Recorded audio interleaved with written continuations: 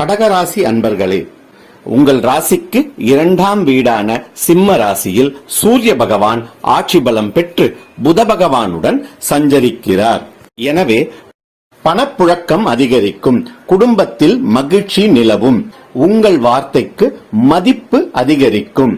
எனினும் விரையாதிபதியான புத பகவான் 2ஆம் வீடான சிம்ம ராசியில் சஞ்சரிப்பதால் வரவுக்கேற்ற செலவுகள் வந்து சேரும். இந்த காலகட்டத்தில் செலவுகளை குறைத்துக் கொள்வது சாலச் சிறந்ததாகும். உங்கள் 3ஆம் வீடான கன்னி ராசியில் கேது பகவான் மற்றும் சுக்கிர பகவான் நீச்சமடைந்து சஞ்சரிப்பதால் சிறு தூர பயணங்களினால் அலைச்சல் அதிகரிக்கும்.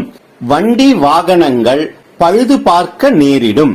தாய் மற்றும் தந்தையின் உடல் நலனில் கவனம் தேவைப்படும்.